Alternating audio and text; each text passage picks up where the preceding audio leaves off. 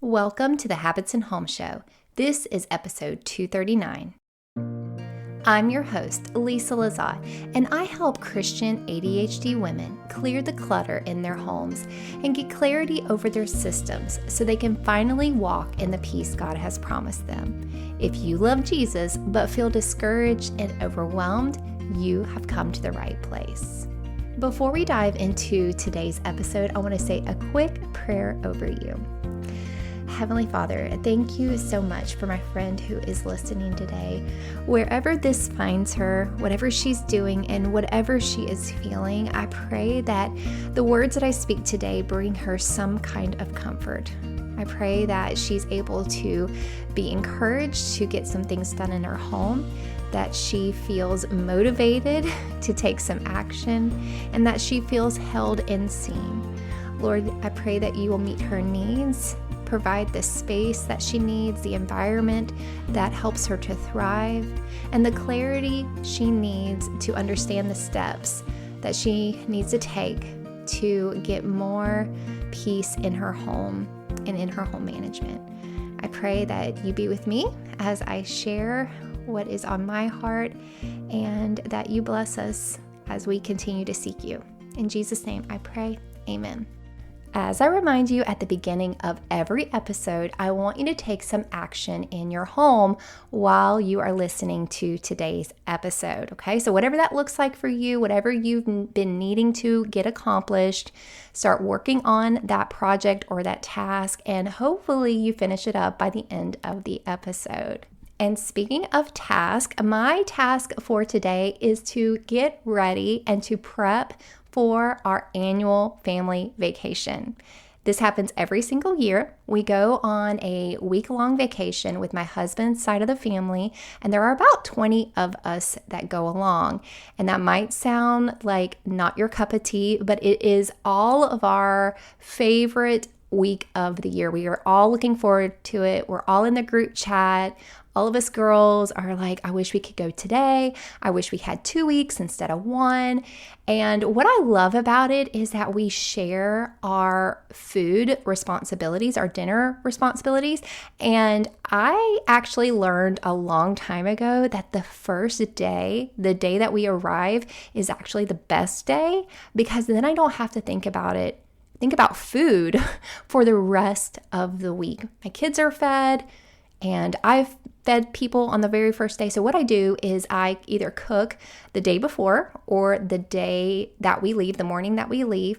I cook whatever meat that I need to feed, and then when we arrive, we hit the grocery store before getting to our house, and I buy the necessary condiments, any bread that I need for sandwiches or anything like that, and I am done. I don't have to think about, when's my meal coming up? And I have to remember. And no, I just get to be lazy the entire week. And so that is one thing I'm doing today to prep. So what made me think of the topic that I'm covering today which is prepping for a vacation. Well, first of all, I'm about to go on a vacation. And so I referred back to my notes in my phone that I set up for myself a couple of years ago because I used to struggle. I used to struggle with going on vacation and returning home from vacation. I mainly struggled with the return home, and it would take me days to reset, days to get back into the groove of things. And so once I figured out what I need to do to prep, what I need to do on the way there, what I need to do while I'm there, what I need to do on the way back, and what I need to do when I return. Once I broke down that system, and it sounds like, oh my gosh, that's not really a vacation, Lisa, because you have so many things that you have to do and you have to think of. Well, once you think through this and you get the clarity over what actually supports you, it's like just following a how-to manual. And I don't know about you, but I want to feel good. I want to feel good when I leave my house. I don't want to feel frazzled. I want to feel good when I'm on vacation. I don't want to think about what's back at my house that I have to do or what I'm going to return home to. And I also want to feel good when I arrive back home. And like I said, it used to take me days, if not a week, to bounce back after a vacation. And I apologize for getting this episode out to you now at the end of summer. Our vacation just happened to be at the end of summer, and I really didn't think about the topic for this episode until it came about in my own life. So I apologize. I don't do what typical social media marketers do when you have all these influencers who are like trying to sell things to you for Christmas when Thanksgiving hasn't even happened. It's like they rush it. And so you'll just get the straight up truth from me all of the time. And it's usually my real life, scenarios and what's happening in my life right then. So hopefully if you find this later on and you're about to go on a vacation, then great. So I apologize if you've already gone on your vacation this year, but I'm going to send out an email. So make sure you get on my email list, and I'm going to send out an email, probably a duplicate of my email last year, because I had so many people that were like, oh my gosh, this is gold. So take that email and take the steps that I share with you, copy them, put them in a note on your phone. If you have an iPhone, you know what I'm talking about, your note. If you have an Android, I don't know what that's called. And take the steps from that email and put it in your phone so that when you do go on vacation the next time, whether it's Christmas, Thanksgiving, or spring break or whenever, then you can refer back to this prepping checklist. All right. So if you're not on my email list, click the link below, get my freebie, and get on my email list. I don't spam you. I don't do that. Okay. So just straightforward me. All right, so I'm going to share with you my steps. So this is my checklist before I leave, and I just have it bulleted out in my note with a little check boxes beside it. So first, I hire a house cleaner. I love hiring someone to come clean my house while I'm gone. First of all, I try to clean my house before I leave, pick up, reset, because obviously a house cleaner is not going to reset for you. Now, if I could find that kind of house cleaner, I would never let her go. So in the past, because I was a stay-at-home mom and I didn't feel good about having a full-time house cleaner. However, it wasn't really that I didn't feel good. Well, I just felt guilty. I felt guilty that I was a stay-at-home mom full-time and that should be my job. Let me just speak life into you. It is okay if you are a full-time stay-at-home mom and you still have a full-time house cleaner to come once a week or once every 2 weeks. It is completely okay. I think for me, we couldn't afford a house cleaner. Maybe we could have, but I just felt bad hiring somebody to clean my house when I was available to clean my house. So there was a lot of guilt and a lot of shame over that. And I'm going to be honest, if I was a full-time stay-at-home mom again, then I might not have a house cleaner. However, I can't speak to that. If you are struggling to deep clean your house, at least hire a house cleaner every once in a while to come and do that. That's what I did. Once I went back to work, back to teaching, and I was gone. I knew my capacity. I knew my limit. I was just not getting to the deep cleaning. And so I do now have a house cleaner that comes once a month, and she deep cleans my house, covering the things that I just don't want to do. All right. However, so before I hired somebody full-time, or not full-time, but once a month to come, I told myself it was like my gift to myself. I was blessing myself. I treated myself to hiring a house cleaner to come during vacation week because I liked coming home to a clean house. That I realized supported me. Before I ever did this, I would come home to, it was an okay house, or maybe it was a messy house when we left. I'm not sure. But when I started doing this, I was like, oh my gosh, this is supporting me. This is what I need. I'm parenting myself. And so I started doing this like 3 or 4 years ago, and it's been the best thing ever. So if you're not hiring a house cleaner, if you don't have a house cleaner that comes bi-weekly, once a week, or once a month already, then give yourself this gift and hire a house cleaner. The second thing to do before you leave, hire somebody to feed your animals. Number 3, pack early. Don't pack the day of. We are leaving tomorrow. I am packing right after I record this episode. I feel like that's early enough. But if you want to, yourself. If you want to pack a couple of days in advance because you're a procrastinator or you're going to forget something, just go ahead and put your suitcases up against the wall in each of the bedrooms and go ahead and start doing little by little. Just say, okay, I'm in here. I'm tucking my kid into bed. I'm just going to pull out 7 pairs of his underwear and put it in the suitcase. Okay, so little by little, pack early. Number 4, stock groceries. Do not leave your house completely depleted of groceries. The best groceries to stock up on are freezer groceries and pantry groceries. Obviously, you don't want refrigerator groceries because they will not keep over the week that you are gone. So have some kind of stock of groceries so that when you return, you have enough groceries for at least 3 to 4 days. Because you don't know how you're going to feel. You might come back from your vacation and you're like on your cycle. You are just feeling very fatigued. You're just run down. You can never predict how you're going to feel.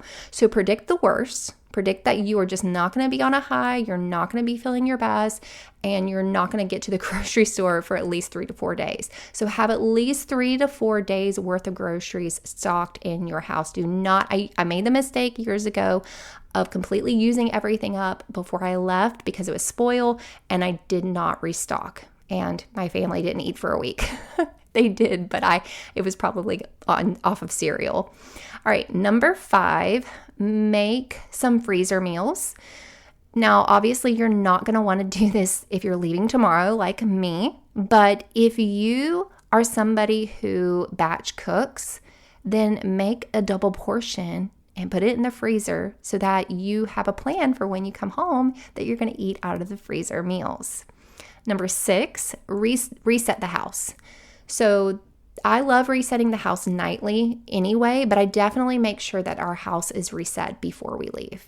Number 7, write a return home to-do list for yourself. So anything that you're thinking about, I got to make sure I remember to do that when I return home. Don't trust your brain to remember that. Because you're going to go on vacation, you're going to be completely zoned out. You're going to be like, yes, I'm here, I'm present. And then when you get home, you'll be like, what was that thing that I had to remember to do?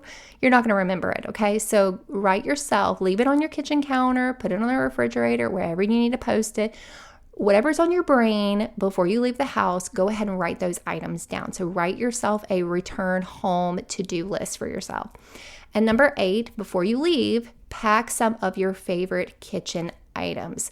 So when I get to the home that we're staying in, I like certain things when I'm cooking or when I'm like preparing my lunches for that day. So make sure that you take some of those things that you love. So I personally I love some Pampered Chef items like the little white spatula and the little teeny tiny spatula. I don't even know what they're called, but I love those things. So I think I added this on my to-do list last year because I realized I was like, I got to the house and they didn't have some things that I love to use for an entire week. So just take them along with you. Make sure you take inventory of what you took with you, but pack your favorite kitchen items because you don't want to trust that the kitchen that you're going into for an entire week is going to have what you like. All right, so here's what I do on the drive there. So this one I have 2 things that maybe 3. I'm looking. I think I have 2. All right. So first of all, I message all of my clients. So if you work, message your people, let them know you're going on vacation, let them know that you're completely checking out, not to hear from you, expect not to hear from you, and so on. The second thing that I do is I turn off all of my notifications. My husband, we were just having this conversation. My husband said, well, I don't want to come back from vacation and be bombarded with a bunch of unresponded messages. And I get that. But if you take the time to message your people ahead of time and let them know that you're not going to be available, more than likely you will curb a lot of the messages or emails that will be sent to you in the first place. So I make sure I reach out and communicate with my people, my coworkers, my clients, and so on, so that they don't even feel like they can message me, because I'm not going to respond to them, but they're also really respectful that I have work boundaries and that they don't want to bother me on vacation, right? It's kind of like a human kindness situation. And so then I turn off all of my notifications, and I remove those apps, those communication apps, from my home screen. Because even if you turn off notifications, you still have that temptation to look at your email, to look at your text messages, to look at the communication apps that you have. So I just go ahead and put them in my app library. That being said, when we return home, I undo all of that. So when I am driving home, I put all my home screen, and I also take a picture. I take a picture of my home screen before I remove apps from my home screen, so that I can refer back to it on the way home and put things back where they belong. I think I made the mistake last year that I didn't do that, and I'm like, what all apps did I have? And it didn't feel normal. Like I was like, oh, how did I have that set up? So I'm making the conscious effort this year to remember to take a screenshot of my app, my home screen of my apps. All right, so then while on vacation, so I had first the set of tasks before you leave, then on the drive to where you're going, then while you're on vacation, you're like, what am I going to do while I'm on vacation? I'm not supposed to do anything. So I have two things that I do while I'm on vacation. First of all, typically your house or your apartment or wherever you're staying has a washer and dryer, and either the night before or 2 nights before or something like that, closer to the end of our vacation, we just go ahead and wash everyone's clothes in our family, return them back to their suitcases, so that when we come home, it is really easy to unpack and put everybody's clothes away. The second thing that I do, other than when I'm returning home, I reset all my apps and everything, is that I place an order for grocery pickup, or I place an order to pick up something to eat, or like we just pick up something on the way in. Okay, so typically I might put in a grocery pickup order so that when we're driving in, I already set it for the certain time and I'm able to pick up those groceries. I've also had a really good friend in the past reach out to me and say, hey, why don't you put in an order? I'll pick it up and I'll drop it off at your house. I'm going to tell you, that is like a top-notch friend. Okay, now we're moving into the part of when you get home. So when you get home, I have 6 tasks that I recommend that you take. First of all, unpack your suitcases right away.